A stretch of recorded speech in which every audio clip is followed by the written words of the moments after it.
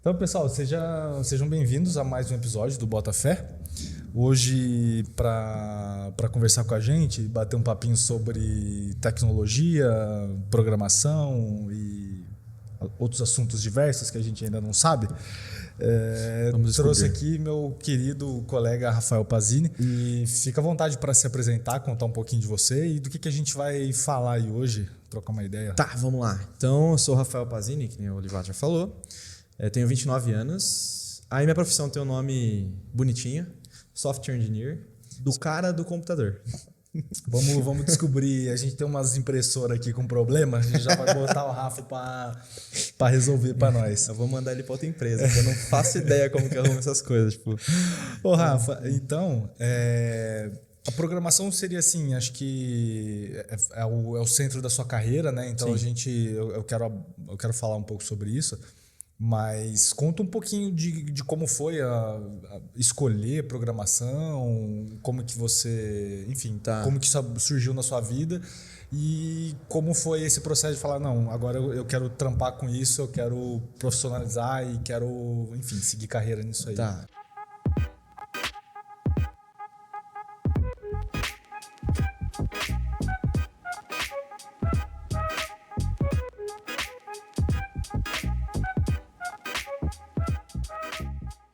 Eu vou, que nem a gente tava falando nos bastidores aí, eu vou começar lá por que eu escolhi programação, né? Tipo, Então, eu sempre gostei de fuçar. Sempre gostei de fuçar em tudo. Tanto que minha mãe me chamava o técnico toda semana pra ir lá arrumar o computador. E, cara, na época era caro. Era um absurdo de caro. Eu tinha um pouco disso, assim. A primeira graduação que eu fiz, igual eu comentei, a Sistemas de Informação, era um pouco por conta disso. Sempre gostei muito de fuçar computadores desde, tipo assim, desde os 5 anos. Eu lembro na época meu pai, computador, 2001, 2002. Caro pra caramba, né? Então, assim, eu lembro que meu pai tinha um computador na escola que ele dava aula, no negócio dele. Então eu ia lá de sábado, de manhã, para usar o computador, porque era isso, era o horário que tinha, era uma coisa assim também de... era um consumo de energia que fazia diferença na conta que você ia pagar depois, técnico e os caralho, né? E eu lembro que o meu computador, na minha sala, que a gente estudou no SESI, na minha sala, eu acho que eu fui um dos últimos a ter computador, acho que com 9 anos de idade. Cara, todo mundo já tinha computador, já acessava, na época, ninguém sabia falar, era o Google. E fazia pesquisa. Mano, minha pesquisa era um CDzinho que o meu pai comprou da Barça. E aí você colocava no computador e pesquisava lá o que você queria. E anotava na mão, porque não tinha impressora. Anotava na mão ali, fazia uma pesquisinha rápida e vai. Então foi bem de cedo, assim. Foi, desde... cedo. Não, até tarde, né? Digamos, pra galera. Assim, sim, pra galera da minha sala. Eu fui ter internet, acho que com 10 anos em casa. Meu e tinha horário limitado também. Tinha que usar de madrugada, com meu pai sentado do lado, pra ele ver o que você tava fazendo na internet, porque colocaram um medo absurdo na época. Nossa, é verdade. Mas eu falo, se eu tiver filho também, vai usar depois de 10 anos só. Não quero. Assim, eu lembro de... Eu tava conversando isso com alguém recentemente, a hora que teve a internet, a ilimitada da Telefônica, que foi a primeira internet que eu tive que não...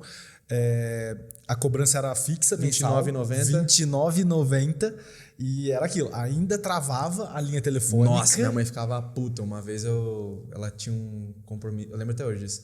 Ela tinha um compromisso de salão de beleza, a galera tentando ligar pra ela, o telefone ocupado, por quê? Rafael na internet. Mano, eu lembro disso até hoje. Não, meu pai, por muito tempo, assim, ele trampava fora e tal, e aí tinha as aulas que ele dava extra, assim. E aí o pessoal, na hora de falar com ele, ou enfim, se informar sobre o curso, ligava pra casa. Aí minha mãe trampando pra rua, o bonitão ocupado. Lá, tipo, na internet, jogando gambalde. Nossa, jogando gambalde, com a internet, com o telefone travado. Então, assim, era sempre uma coisa de tipo... Até tinha uma liberdade, mas era aquilo. Em época de... meu pai tá formando turma, não sei o que. Não vai usar à tarde, porque... A pessoa me liga aqui e não tem como falar. A pessoa liga, tenta falar. E aí você fala, tipo assim, olhando pra trás assim, você fala, pô... Foi um salto, né? Tipo, 2005, 2010, de repente... foda-se. Speed, internet, banda larga... 256, meu primeiro speed. E a coisa, tipo assim, é isso, sabe? E acho que a gente, nesse aspecto, assim, a gente pegou uma infância ali, né? Começo de juventude, assim, muito fértil, né? De, tipo, Sim. Tava tudo surgindo na época, né? esse PC de uso pessoal, né? Muito O laptop, né? jamais Começando a... acessível, ainda em algum nível, não nem tanto, né? Mas então meio que foi desse cenário assim que você Foi. E aí, cara, desabrochou, assim. na época, tipo, meu tio era técnico de computador nas horas vagas, assim, tipo, mexia, deu um BO, mexia. Tá. Eu aprendi muita coisa com ele, tanto que desmontar, porque assim, ó, o que acontecia? Eu mexia no meu computador, travava, minha mãe ligava pro cara lá em casa. Cada vez que ele ia era trintão. Na época, mano, acho que o salário mínimo era R$150. R$30 de 150, faz as contas. É pesado, Foi velho. um quinto do salário pra dar uma ajeitada no PC. Pra Ali, o cara ficar 20 minutos ali, tá ligado? Era caro. E aí, teve uma vez que eu lembro que eu buguei o computador e minha mãe falou assim, eu não vou pagar, vai ficar quebrado. Aí eu lembro que eu tinha visto o meu tio, sempre que o meu tio ia lá em casa ou esse moço ia arrumar, eu ficava em cima, vendo o que ele tava fazendo. Meu tio me ensinava, né? O outro cara, tipo, fazia assim. E aí eu desmontei o computador e mexi na unha ali e voltou a funcionar. Tipo, cara, eu resetei a BIOS do computador e não sabia o que eu tava fazendo na época. Que eu lembro que eu falei, o cara plugou na tomada, punha o dedinho aqui na pilhinha, apertava 3 vezes o botão aqui, punha a pilha de novo e voltava a funcionar. Eu fiz isso aí. Eu lembro que era 3 vezes que apertava o botão, tira a pilha e vai. E aí depois, foi passando o tempo, mexendo, surgiu o tal do, que a gente comentou antes, primeiro joguinho lá da Fazendinha Feliz, primeiro contato com programação foi isso daí, tipo, de criar um botzinho na época para segurar o clique e depois mandar pro servidor para pontuar mais. Que eu lembro que eu comecei a jogar depois, eu não queria ficar atrás dos moleques. Aí eu vendi isso na escola ainda também, tipo, cara... Você chegou a... Cheguei a fazer um dinheirinho. Que isso, coisa linda, velho. Comprava pastel na escola. Nossa, porra. É aquela coisa, né? R$2,50 numa esfirra na época. Pô, era uma vez por semana. Era uma vez por semana, e olha lá. Uma vez por semana, e olha lá ainda. Quando se comportava bem. E aí foi assim que foi surgindo o negócio da programação. O interesse, né? E eu sempre gostei de computador, cara. Sempre gostei, sempre. Pra tudo. Pra tudo. Desde jogar... Hoje eu não jogo mais no computador, mas... Porque, cara, é meu momento de trabalho e estudo. Então eu já fico ali, tipo, sei lá, 12 horas do meu dia ali. E a hora que você vai fazer outra posso coisa, fazer alguma coisinha fora dali, entendeu? Começou aí. Começou tudo aí nessa época. E depois eu fiz o técnico em informática aqui na ETEC. Eu não sei como é hoje, mas na época que eu fiz ele era voltado para programação.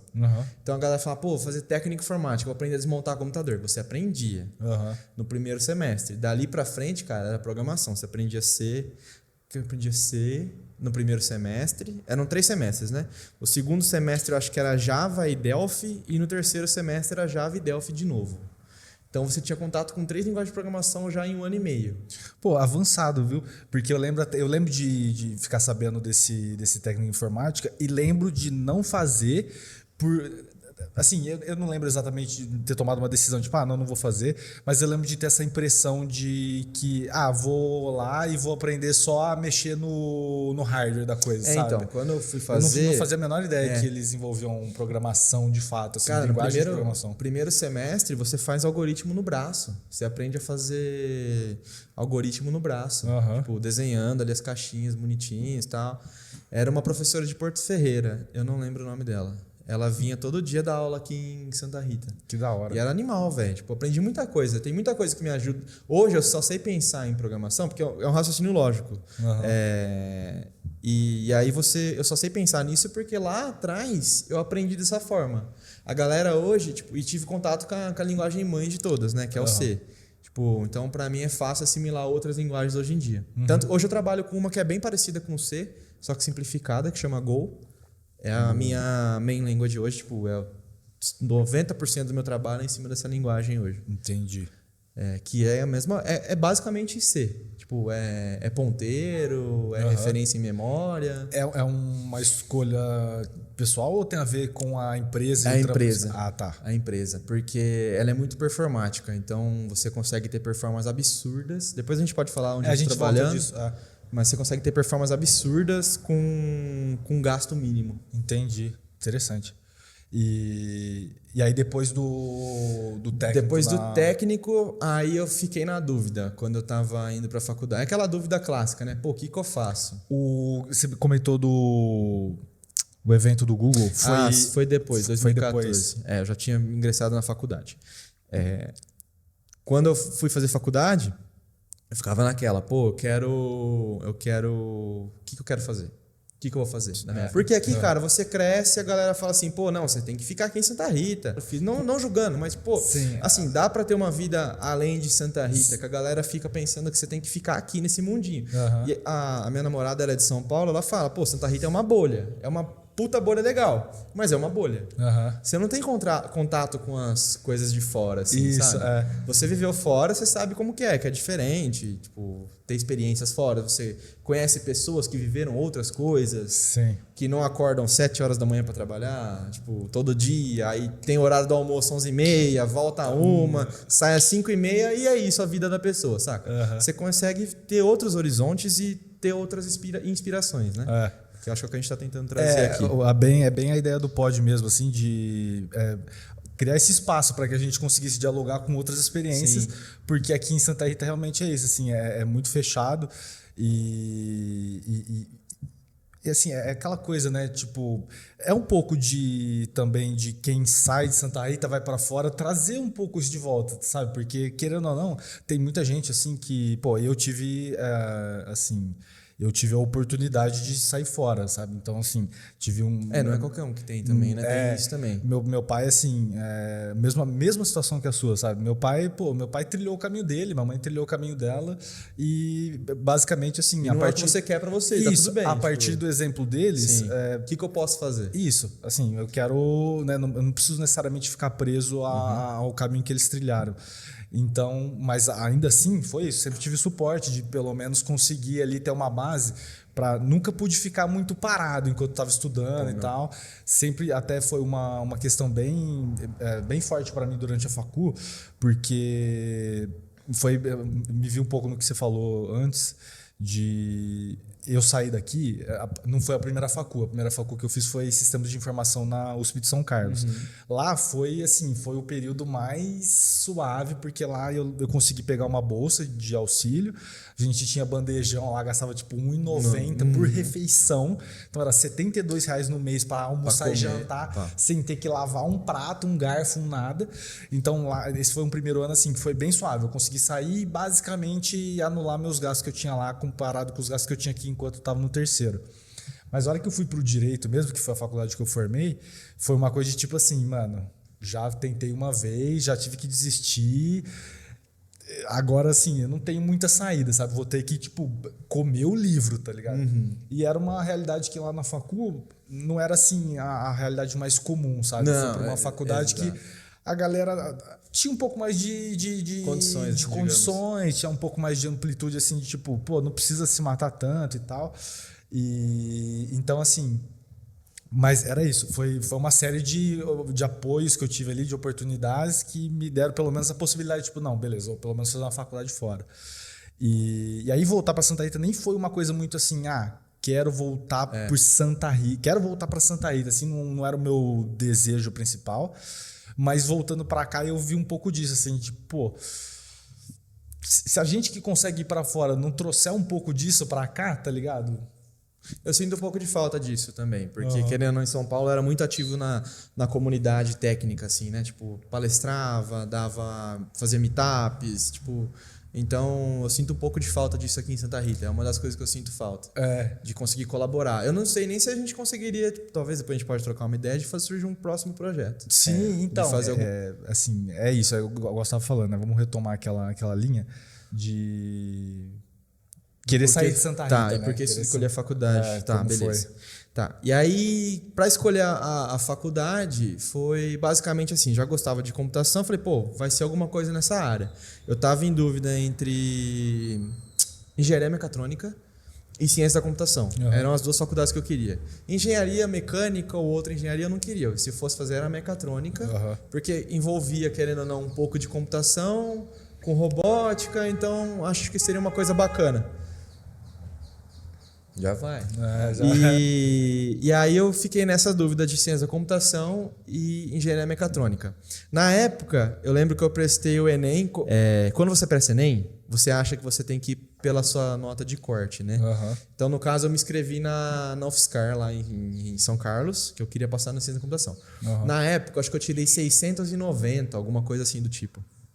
A nota de corte aquele ano foi 705. Nossa. Então eu não entrei. Só que eu entraria em qualquer outro curso de exatas que eu quisesse.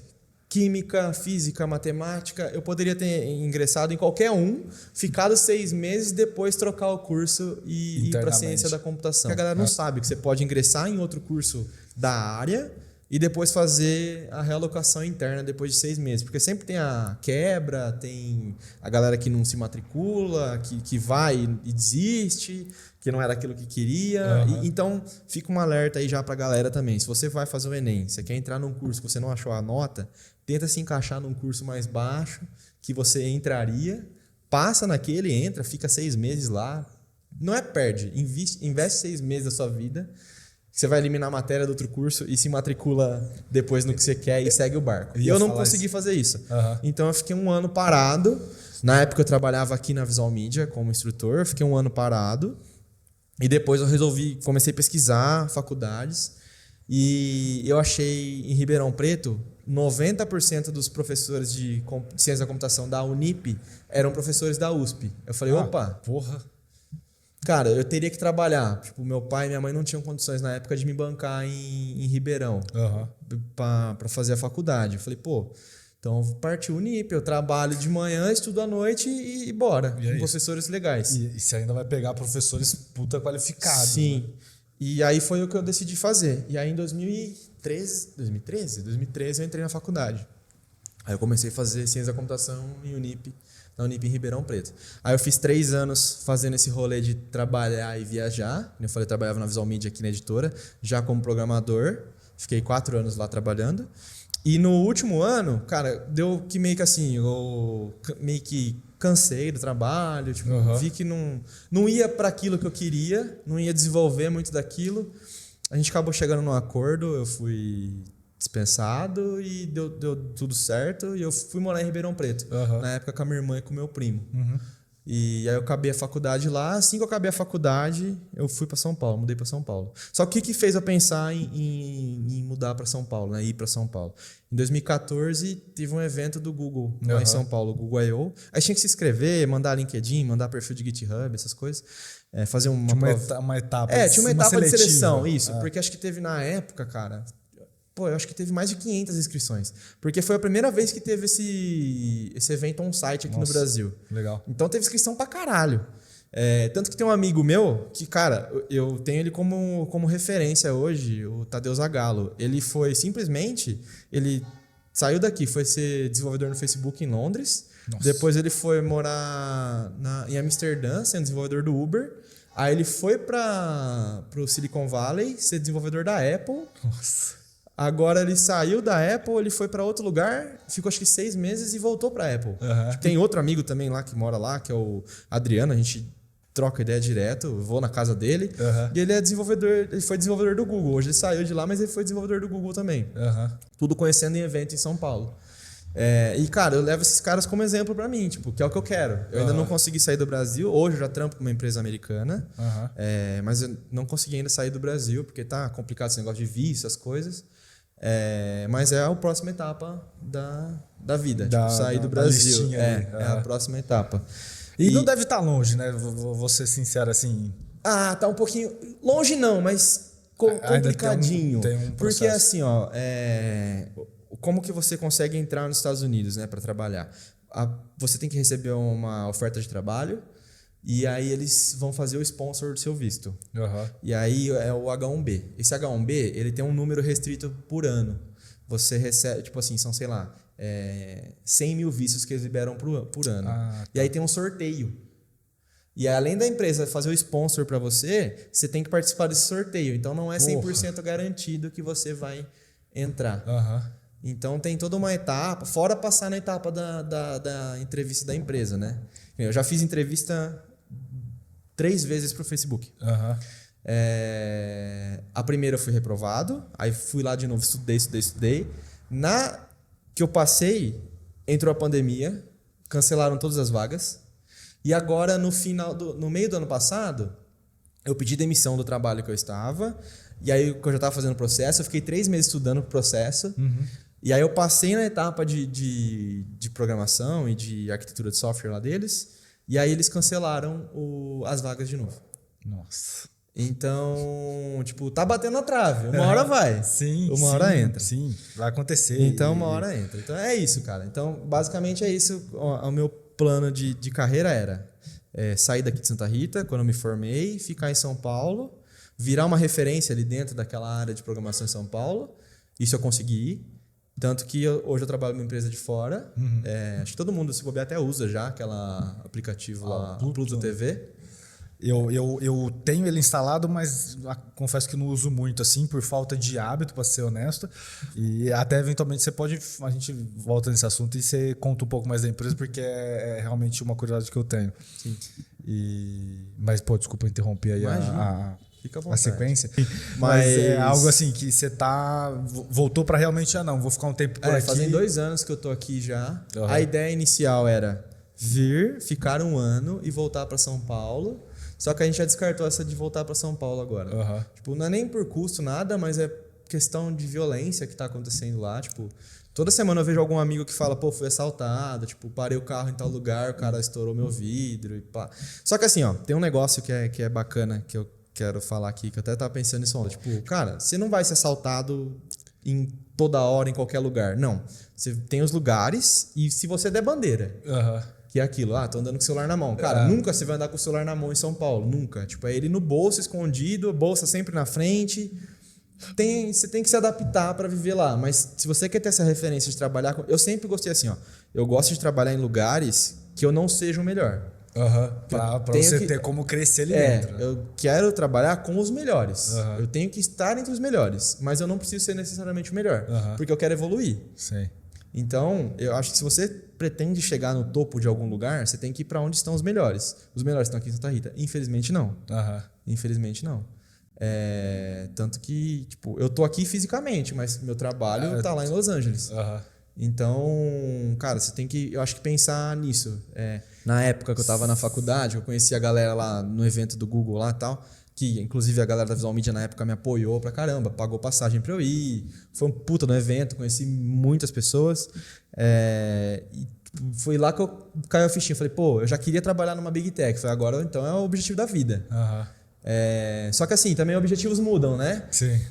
Pra mim, o foco continua ali. Mas a hora que eu alcançar lá, a galera fala, você zerou a vida. Não, eu vou criar outro objetivo. Sei lá, era trabalhar na Big Tech. Agora quero ir pra NASA. Quero lançar foguete. Tipo, quero ajudar a lançar foguete. Beleza. Então, tipo, e se bobear vai ser o próximo objetivo mesmo. No seu trampo atual, qual é a vibe do trampo atual? O que você faz ali dentro? Você fala mais sobre o trampo eu mesmo? trabalho hoje são basicamente o meu time que faz a Pluto TV rodar. Entendi. Tipo, a gente trabalha, eles chamam a gente de Team One, inclusive, que é tipo o time 1, que é a galera que cuida dos 3 principais serviços da Pluto TV, que é a gente chama de Bootstrap, que é tipo, você acessou, você não tem que, hoje no Brasil você não tem que ter login, daqui uns meses terá. A gente já está implementando isso. Você acessa, aí você tem um tokenzinho que é único seu, e a gente consegue ver o que você assistiu com base no seu IP, na sua geolocalização, todas essas coisas a gente consegue armazenar isso no nosso servidor e depois trazer conteúdos direcionados com base naquele tokenzinho que foi gerado para você. Então, esse serviço é um dos que a gente toma conta, chama Bootstrap, que ele faz toda essa parte de autenticação, digamos. Um que eu sou responsável 100% por esse serviço é o Watchlist, tipo, então toda aquela listagem de canais ali, para todos os dispositivos. Quem coordena a arquitetura, como que é implementado, tudo sou eu. Foda. E aí tem o serviço de users, que é essa parte nova que está entrando de registrar usuários. criar, agora a gente vai ter aquele resume point, né? Tipo, parei de assistir aqui. Então você continua assistindo daquela parte, porque sem essa parte de login a gente não consegue fazer isso hoje. Entendi. Então a gente está implementando tudo isso. Nos Estados Unidos já funciona, a gente está trazendo para os outros países aos poucos. Entendi. Então são esses 3 serviços que eu fico pulando. Entendi. Nice. E pra galera que não conhece assim tão diretamente a Pluto, qual é o propósito deles? Assim, qual que é o projeto Trazer conteúdo bacana de graça pra galera. Porque assim, lá nos Estados Unidos não tem sinal de TV aberta. Porra! Você tem que pagar a mensalidade lá da empresa lá. Aí se você quiser o canal, você vai pagando a parte. Mas você paga uma mensalidade. É bizarro, é ridículo a mensalidade, mas mas você paga. Mas você paga. É só pra falar que você tem que pagar ali. Tá embutido na conta de telefone, tudo ali junto ali, que é tudo uma coisa só, né? Você assina telefone, assina tudo. Então, a Pluto TV veio com essa ideia de vamos democratizar um pouco essa parte de acesso à TV. Assim, e aí você consegue ter mais canais. Lá nos Estados Unidos tem muitos canais, tem Discover Turbo, tem muitos canais assim que aqui você só tem por TV de assinatura, lá você tem de graça. Entendi. Nossa, eu não fazia ideia, mano, que lá era assim, o formato. Agora pensando nisso, faz sentido um aplicativo gratuito, mas eu lembro que quando eu vi aqui, quando eu descobri isso, até já faz bastante tempo. Desde quando a Pluto tá ativa no Brasil, tá ligado? Eu acho que desde 18, se não me engano. Eu vou chutar isso aí. 18, 19 foi quando eu descobri. E eu lembro de um amigo mostrar, falar, mano, se liga nesse aplicativo aqui e tal, e beleza. E aí eu, mano, aplicativo de streaming gratuito, assim, com tudo free, é uma coisa errada nisso aí, tá ligado? Qual que vibe é essa? Porque aqui a gente tem isso, a gente acaba tendo uma interação com canais de produção de conteúdo e streaming em geral um pouco diferente, né? Mas, muito nice, mano. Muito, muito bacana. E não foi, né? Você tá na Pluto desde quando? Desde o ano passado, fez 1 ano agora. E antes você tava? Antes eu tava numa empresa de reconhecimento facial, brasileira, chama Único. Eu fiquei 1 ano lá também. Não, fiquei 9 meses. Que aí foi quando eu pedi demissão para fazer processo do Facebook. E antes disso, eu fiquei 4 anos no Mercado Livre. Nice. Aí lá acho que foi... Eu falo que é a melhor empresa que eu trabalhei na minha vida. Mercado Livre? Que a gente tinha, trabalhando lá, fisicamente ainda, a gente tinha uma estrutura muito massa para se trabalhar, tipo o Google mesmo. No Mercado Livre, o Mercado Livre é interessante, é uma empresa que eu uso pra caralho, assim, e eu sei que eles no Brasil têm uma presença bem forte, né, como tecnologia, como e-commerce, assim, é uma plataforma bem... eu trabalhei em 2 projetos bem bacanas lá, assim, eu dei sorte, assim, em alguns projetos, digamos, que não sei se todo mundo usa, né, mas aquele Full, Mercado Livre Full, que eles chamam lá, tem um símbolozinho Full, de aquela entrega rápida, né? Eu participei do projeto, eu entrei para trabalhar nesse projeto de desenvolver o emissor de nota fiscal deles. Então é feito in-house, né? Todo dentro do Mercado Livre, o faturador, eles chamam de faturador lá dentro. Mas toda a nota fiscal, tanto de inbound quanto outbound, é feita por esse sistema. E aí, a diferença, quando a gente tentou criar, o nosso objetivo era criar o faturador mais rápido do mundo. Não era nem do Brasil, era do mundo. Hoje a gente consegue emitir uma nota em 2,9 segundos, uma nota fiscal. Caralho. Aí a gente chegou numa eficiência que a gente sabia falar para a Secretaria da Fazenda quando eles estavam fora do ar, antes deles saberem que eles estavam fora do ar. Porra, porque o sistema de vocês já não conseguia faturar, beleza. Aí a gente já chaveava para... Eles têm um sistema de contingência. A gente criou uma Cefaz API, né? Que eles dão um sistema que é uma integração, né? É uma integração com a Secretaria da Fazenda. Aí você manda, o documento, né? Você fala, tá tudo aqui preenchido. Emite essa nota para mim. Aí a Secretaria da Fazenda vai lá, processa aqueles dados que você mandou e devolve para a gente em formato de nota fiscal. A gente criou uma camada no meio dessa conversa, em vez de bater direto na Secretaria da Fazenda, a gente criou uma camada nossa, que a gente fazia todas as tratativas de erro possível antes de chegar na Secretaria da Fazenda, e aí a gente mandava para eles meio que já tudo mastigado, tudo pronto, para eles devolverem para a gente ter eficiência nesse ponto. E aí a gente consegue fazer chaveamento, tipo, contingência tá em contingência em São Paulo, então já chaveia pro backup deles. Então a gente começava a emitir nota em contingência sem eles nem saberem que eles tinham caído. Entendi. A gente chegou numa eficiência absurda lá. É bem legal o trabalho que a gente fez. Que da hora, mano. Que da hora. E era um time bem pequeno. Era um time de... Na época que eu tava lá, era um time de 30 pessoas, desenvolvendo um sistema bem complexo. Porque a gente tinha que aplicar todas as regras fiscais na mão. ICMS, PIS, CONFINS, todas essas paradas que mudam de estado para estado. Então a gente tem que fazer a tabelinha, seguir, eu tô em Minas, então o cara emitiu em Minas, eu tenho que pegar o ICMS de Minas. ICMS de Minas é 26%, então você calcula 26%, São Paulo é 18%. Então você vai fazendo. Eu fiz um curso de contabilidade, basicamente, ali, para ter que aprender como que eu aplicava as regras no código, né? Caralho, mano, que da hora. E eu acho essa parte de programação, assim, eu sou curioso com tudo no geral, mas... essa parte de programação eu acho massa porque é um negócio invisível, né? Sim. Ninguém tem noção do que acontece por trás. A gente tipo, só vê a coisa fluindo ali e é isso, assim, sabe? O processo de criação, aqui a gente vai sair um pouco do assunto. O processo de criação de uma rede social, tipo, os processos para fazer ele funcionar, claro que vão ser específicos ali. Mas tipo assim, eu sei... Tipo, entende? Eu não sei nem se eu sei fazer a pergunta, entende? No sentido de, tipo... Você fala assim, eu quero projetar uma rede social do zero hoje. Isso, vou projetar uma rede social do zero. Tá. Cara, você tem que... É basicamente o conceito de qualquer software. Tá, basicamente. Você vai buildar um aplicativo. Aí tem várias outras paradas, tipo, que a gente vai... Se eu ficar aqui, a gente vai ficar... Não, claro. Explicando. Mas, assim, basicamente, você vai ter os requisitos do sistema. Cara, criar software é basicamente requisito do sistema. O que você quer fazer? Eu quero fazer tal coisa assim, assim, assim. Tá, então vamos lá. Aí a gente lista todas as tarefas. O que precisa? Por exemplo, vamos usar aqui um exemplo do Instagram que todo mundo conhece. O Instagram. Eu tenho o básico do Instagram. Tem que ter um feed ali que rola, carrega a foto, a pessoa tem que comentar, dar like e salvar aquilo ali. Então, esse é o básico. A pessoa tem que ter um login, tem que ter um feed ali para ela ter acesso. E aí esse feed vai ser alimentado com fotos que as próprias pessoas postam na rede social.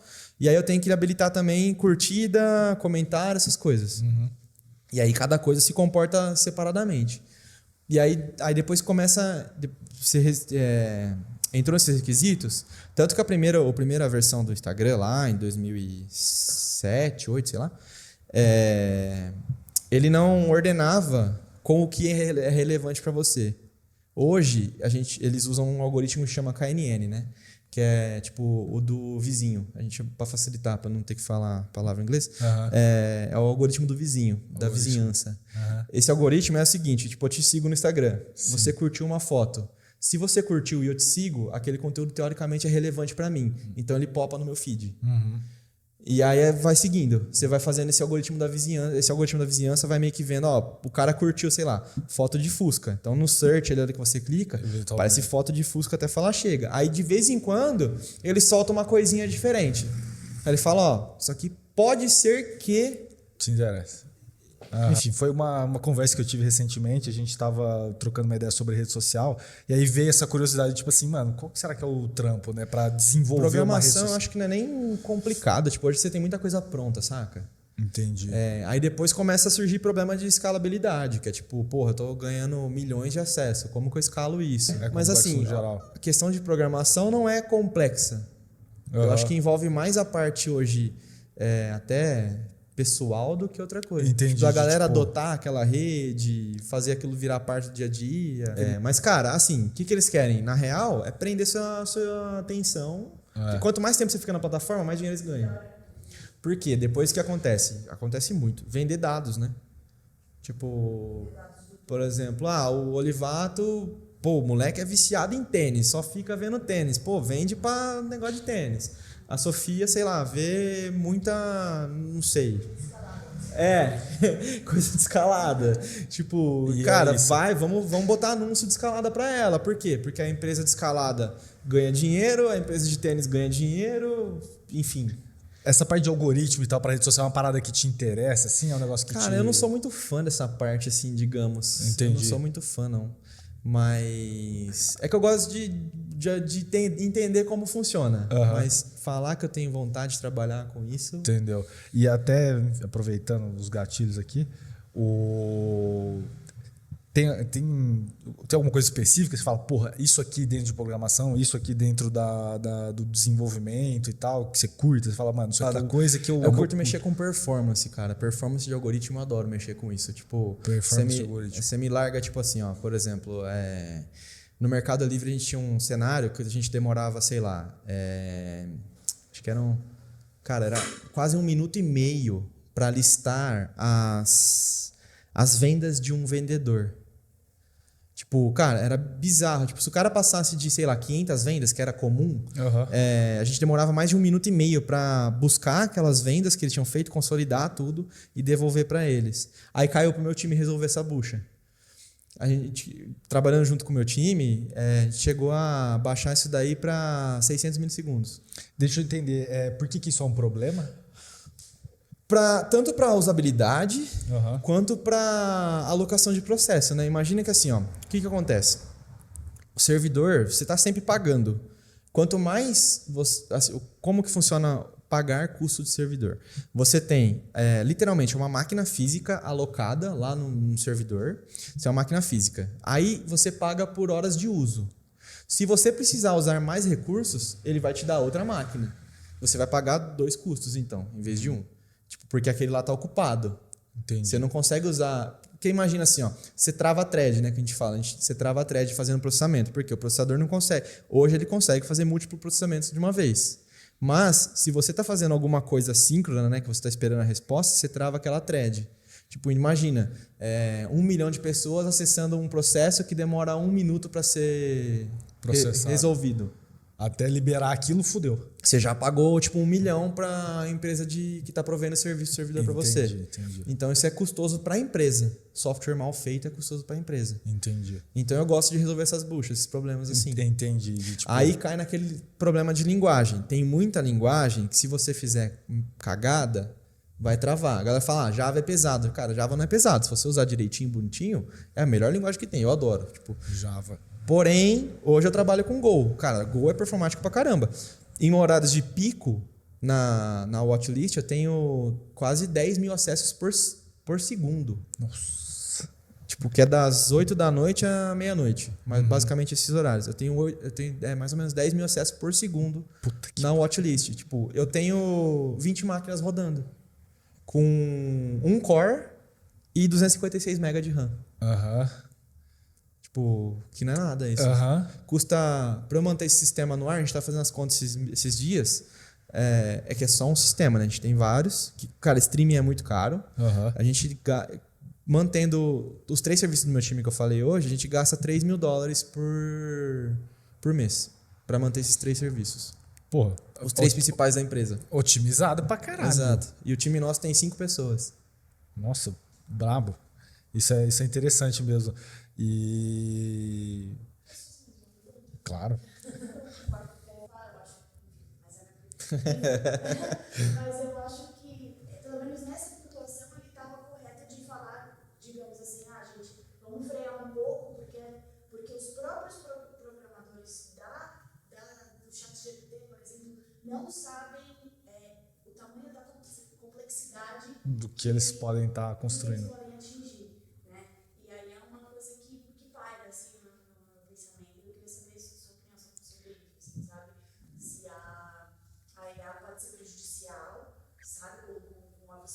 Velocidade, porque o ser humano é analógico, né? Então, assim, a gente leva um tempo para aprender, para escutar, para absorver, então o conhecimento que gera é uma máquina, né? Então, enfim, queria saber.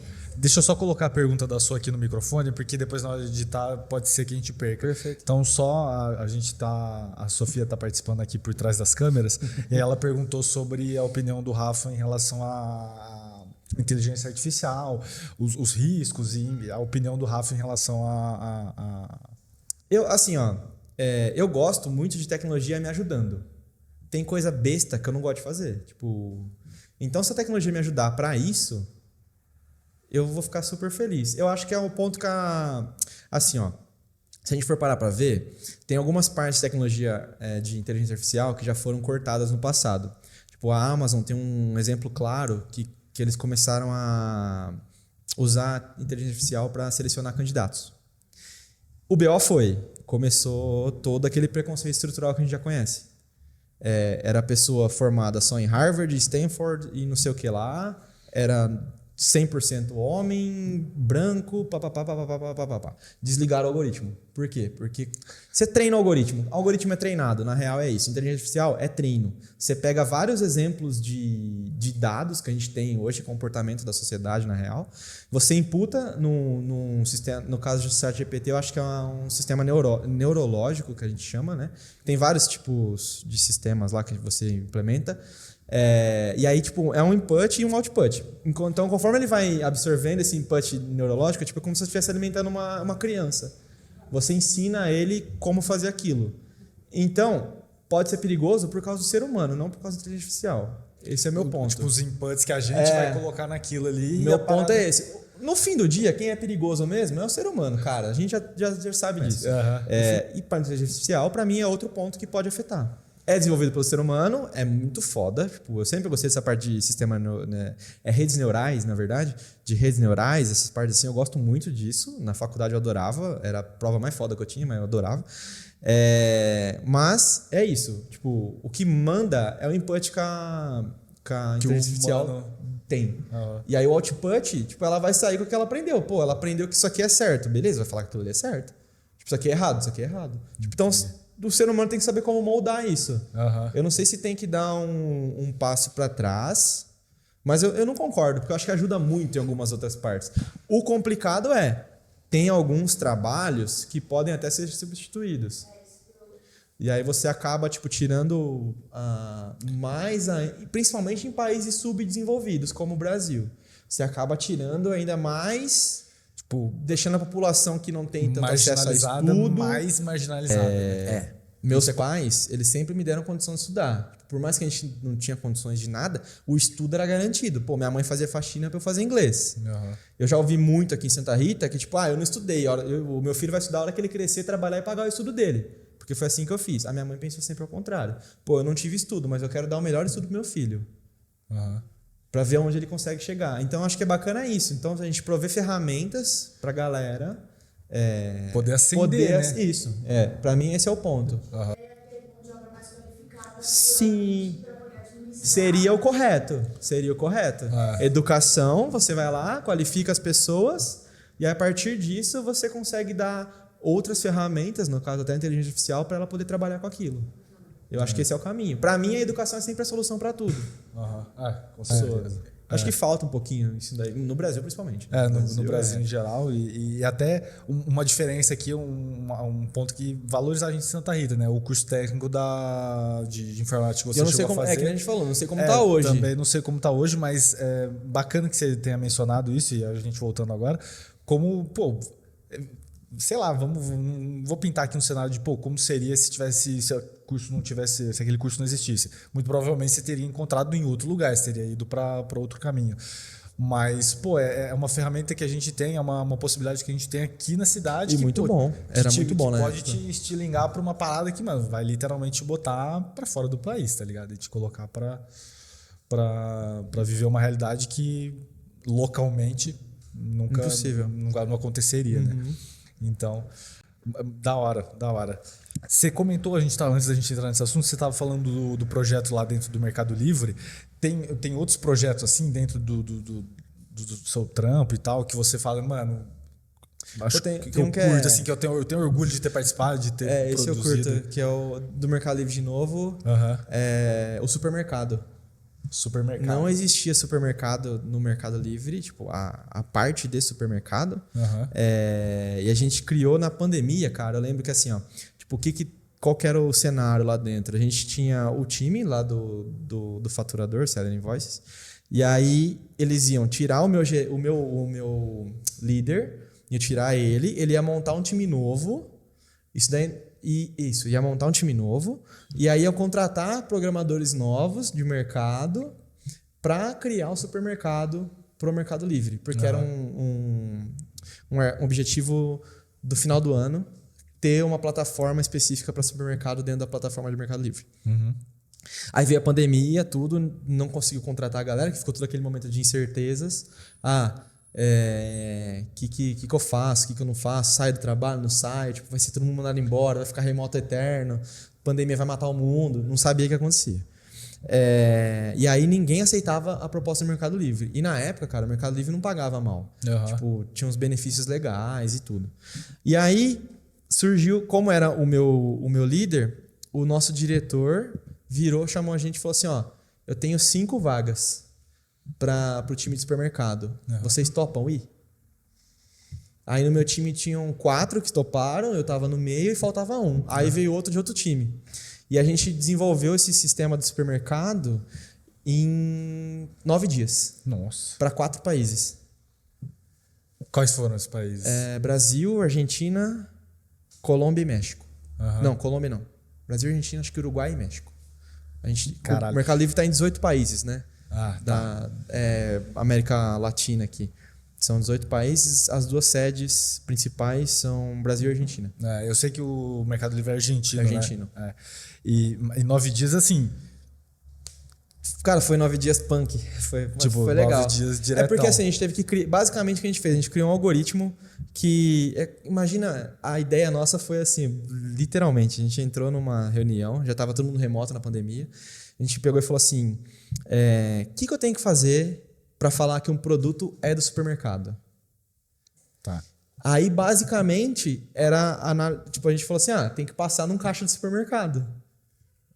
Aí a gente criou um negócio que a gente chamou lá interno de Tag Manager. Aí a gente fazia uma varredura em todos os produtos do Mercado Livre. E aí meio que ia fazendo a leitura do código de barras e vendo se como chama? Tem um código universal lá que eu esqueci o nome. Vendo se aquele código, como se fosse código de barra, era válido para supermercado ou não. Tá. E a gente passava varrendo isso daí todo dia e jogando para a plataforma de supermercado. Tipo, aí, cara, o Mercado Livre é bem desenvolvido assim. Então, criar uma página nova, alguma coisa do tipo assim, é fácil, relativamente fácil. Os UX já tinham toda a pesquisa de como listar produto, essas paradas. Depois tinha que dar uma arrumada, mas isso daí é coisa de front-end, não é a parte que eu trabalho. A gente criou esse service tag aí, e aí tagueamos todos os produtos. Aí o time de marketing entrou em contato com a galera que vendiam esses produtos e perguntava se tinha interesse de exibir ele de uma forma diferente, que é o supermercado. A forma diferente, além de ser vista, que a nossa ideia ali foi criar como se você estivesse navegando em gôndolas. Quando você vai no supermercado, você tem lá a gôndola 1, bebidas, a 2, não sei o quê. Então a gente separou nessas categorias. E aí o cara entrava em contato com o vendedor e falava, você tem interesse em exibir isso no supermercado? Não sei se tinha custo, se não tinha a mais, acho que no começo não.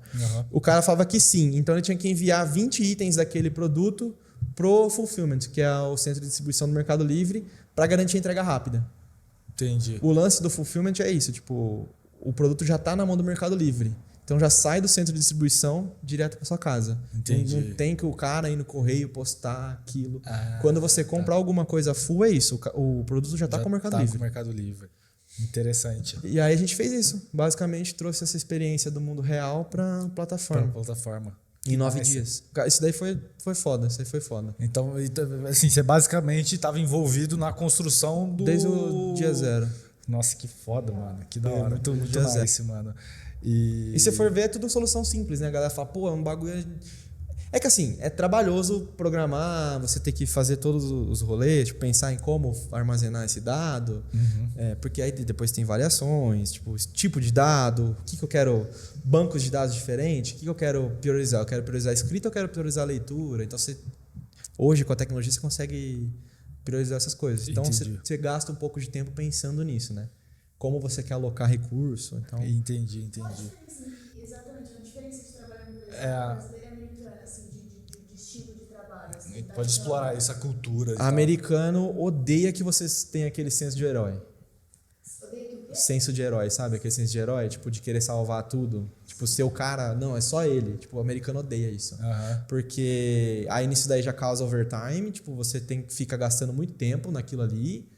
E você tá perdendo dinheiro. Você não tá resolvendo o problema. Você tá só perdendo dinheiro. É igual reunião. Reunião aqui no Brasil, velho. Brasileiro adora reunião pra tudo. Tudo. Ah, vamos fazer reunião. Reunião. Cara, com o americano, é thread no Slack, tipo, com 50 mensagens. Tipo, e você resolve o problema. Às vezes, quando passou de 10 mensagens, ele já viu que já não vai resolver, aí ele marca uma reunião. Cara, a reunião tá marcada para as 2, ela vai começar às 2. Se você entrar às 2:05 e falar, desculpa, eu tava atrasado, velho, já tá no bonde andando já, às vezes a reunião até acabou já. Tipo, a galera não vai parar, não. Tipo, a galera fala assim, pô, depois eu passo o feedback pra ele. Tipo, várias vezes. Às vezes meu chefe, ele dá umas enroscadas porque ele gerencia vários times. E o meu time, tipo, meio que não tem um... Como já é todo mundo sênior, já sabe trabalhar legal, e todo mundo tem a responsabilidade, tipo, o cara meio que larga a gente solto. Porque assim, ó, tem as estruturas, né? Gerente, senior manager, aí tem o tech lead, aí vem os engenheiros embaixo. E aí no meu time não tem o manager, é só o senior manager tomando conta do time. O resto é só engenheiro, nem tech lead tem. E aí, o meu gerente, ele larga a gente correr solto. Então, várias vezes a gente entra em reunião, ele tá em outra reunião resolvendo treta do outro time, ele só manda assim no Slack, vou atrasar 10 minutos. Toca. Ele fala assim, toca. E aí, tipo, ou manda pro outro cara, e assim a gente vai indo, cara. E se precisar, ele fala assim, se precisar, me envolve numa conversa. Basicamente isso. Tipo, então o cara quer que você ande. Tipo, eu acho que é a principal diferença que eu senti. E principalmente esse negócio do tempo. Autonomia e o tempo. O tempo também. É bem otimizado, assim, não ficar perdendo tempo. Você tá, tipo assim, falta um tópico pra gente conversar. Agora, falta 5 minutos pra meio-dia. Tipo, 5 minutos a gente resolve esse tópico? Não, então tchau. Então vamos todo mundo sair. Entendeu? E a gente vamos encaminhar. Eu ia até fazer essa pausa aqui, ver se tinha mais alguma coisa assim que a gente queria falar e que passou batido. Acho que só seria assim, acho que a gente pode falar um pouco, mano, dar uma visão sobre essa área mesmo, tipo, como se direcionar para essa área, se é algo que dá para fazer sozinho, no sentido de tipo assim, não, é bom pegar uma especialização, um curso superior. Bacana, e tudo mais, mas entender o quanto a galera pode, tipo assim, mano, tem interesse, procure, aprenda e eventualmente daí você já consegue desenvolver, até pelo interesse que eventualmente a gente falou. Às vezes o pessoal mais velho, sabe? Incentivar isso nos filhos e tal. Um pouco desse cenário, assim, de como você enxerga o cenário para quem está aqui e quer eventualmente sair e por esse caminho da tecnologia, sabe? Sobre... o que você enxerga de tipo... Porque dá, né? Você é uma experiência total. Você é um exemplo concreto da coisa, de dá para sair daqui tranquilo e almejar coisas bem grandes. Tem uma coisa que eu falo que tipo, na área de computação é essencial, não tem para onde fugir, é saber inglês. Tem alguns projetos hoje, eu estou até trabalhando com uma empresa grande lá de fora para trazer isso, logo mais eu trago novidades. Que é ter mais conteúdo em português e tal. Mas 99% das coisas que saem no mundo, o conteúdo é em inglês. Então, mesmo que você não sabe falar, você tem que saber ler, interpretar e aplicar aquilo. Tipo, e documentação é um negócio complicado, é maçante você ler. Então, acho que saber inglês é a primeira coisa para quem quer fazer isso. Tem gente que é contra, mas eu sou super a favor de faculdade. Porque eu acho que além de você criar conexões... ali, estudando com as pessoas 4 anos e tal, você aprende algumas paradas, ou até professor, você aprende algumas coisas ali que você não aprende fora da faculdade. Te dá uma base absurda. Eu comentei que eu gosto de trabalhar com essas coisas de performance e tal. Se eu não soubesse a matemática, as paradas que eu aprendi na faculdade, como o computador literalmente faz o cálculo lá dentro, tipo, velho, eu não conseguiria fazer nada, tipo, do que eu faço hoje. Então, eu acho que a faculdade dá uma base bacana, não vai ensinar nada do que você vê na vida real, você já vai com a cabeça aberta para isso. Mas a parte acadêmica, de matemática, a parte sólida de conhecimento, eu acho que ela te passa muito bem. Então, para mim, eu acho que faculdade é bacana. E traça um planinho. Traça um plano. O que você quer? Eu quero... Realmente. Tenta pesquisar nas áreas ali que você quer atuar. Tem, geralmente, algumas áreas hoje em dia, tipo, tem mais de três, né? Mas para programação geralmente são três, que é o front-end, que é a parte de websites, essas coisas. O back-end, que é o que eu faço, que é quem trabalha com parte de programação em servidor, essas paradas assim. Não programação em servidor, né? Mas tipo, criando aplicativos que rodam no servidor, que o usuário não vê. A parte que o usuário não vê. O front-end também envolve programação. Envolve programação, mas é a parte que o usuário toca, né? A parte que o usuário interage. E aí tem também... Hoje tem os mobile, né? Que são diferentes do front-end. Tem empresa que adapta os dois, que usa design responsive, usa os dois para a mesma coisa. Mas tem o mobile, que é Android, iOS. Aí depois tem Data Scientist, tem outras vertentes. Agora tem o Machine Learning Engineer, tem todas umas vertentes coisas diferentes. Coisas que vai ramificando. Assim, e vai embora, a tecnologia cara. vai evoluindo. A tendência é que abra mais ramificações, né? Mas o que eu falo para todo mundo que começa, cara, no primeiro ano ali, ou tá começando, pega um pouquinho de cada uma para ver o que te atrai. Porque para mim, por exemplo, fazer tela, website, essas coisas, não me atrai nada. Já fiz lá no começo, falar que não é mentira. Mas eu já fiz, hoje não... Não é uma coisa que você... Nem chego perto, cara, nem chego perto. Então, só que eu experimentei as outras áreas. Como eu falei, meu TCC foi em Android. Então, eu pulei de área em área. A programação é sempre a mesma. Muda a plataforma que você vai programar e como a pessoa vai enxergar seu trampo. O meu trabalho ninguém vê. Eu não vou falar que a pessoa clicou ali no botão, fui eu que fiz, não foi. Mas todo o processamento que está por trás foi eu que fiz. Entendi. Então, eu acho que o foco também para mim é principal, ficar pulando de galho em galho, você não vai chegar em lugar nenhum. Sim, foca naquilo e vai. É importante conhecer um pouco de tudo, mas usar isso para realmente determinar e conseguir descobrir onde você se encaixaria melhor, né? Exato. Correto. Assim, aqui no Brasil, todas as empresas grandes pedem para você ser formado em sua formação anterior. Todos. Você tem que apresentar o diploma na hora que você passa na vaga. Entendi. Você passou na vaga, eles te pedem o diploma. Eu já vi gente que, na época eu trabalhava no Mercado Livre, passar na vaga, passar na entrevista tudo, chega na hora do diploma, não tenho, então é descartado. Tá. Mas... Não sei se mudaram isso, tá? Porque estavam mudando. Mas... tem isso um pouquinho ainda. Mas também é uma área que você consegue, tipo assim, não tem um diploma. Não, total. É que assim, tanto que se você olhar no LinkedIn, fazer uma pesquisinha rápida, eles, até a vaga de Google, Facebook, essas coisas, eles pedem ou formação em bacharel da computação, ou 5 anos ou mais de experiência. Entendi. Então, no caso, eles compensam a formação acadêmica com a experiência. Entendi. Então, tem muito isso hoje também, tá acontecendo. Você mas consegue... eu acho que se a galera quer começar hoje, cara, pra mim eu começaria pela faculdade. Dá pra começar. Mas é legal, né? É legal que a galera tenha essa visão de que, se realmente a faculdade não é possível agora, algo que realmente está fora da realidade, ainda dá pra ir lá, senta a bundinha ali, estuda um pouco, lê documentação, fala pra todo mundo, lê documentação, pega a documentação oficial do que você quer aprender, lê a documentação. Documentação? É que assim, programação, você tem, por exemplo, se você quer programar Golang, ele tem o site oficial da linguagem, que lá você tem exemplos, documentação de todos os métodos possíveis da linguagem, e você vai aprender a usar aquela linguagem com base na documentação. Entendi. Por exemplo, estava esses dias estudando lá, Docker. Você pega a documentação do Docker, é melhor que qualquer tutorial da internet. Tem tudo lá explicando o que é, por que faz, que método tem. Então, tem dúvida, documentação do que você quer fazer. Entendi, legal. Rafa, de verdade, obrigado por aceitar o convite, pelo tempo, pela disponibilidade de colar e vir bater um papo com a gente. Dá para achar o Rafa no Insta, no LinkedIn, e acho que são os principais canais, né, que a gente consegue te encontrar. Se procurar RFL Pazini no Google, vai aparecer um monte lá. Então, o homem é diferente, né, velho? Joga lá no Google. Joga no Google que aparece. Então, Rafa, acho que é isso. Obrigado pela conversa. Imagina.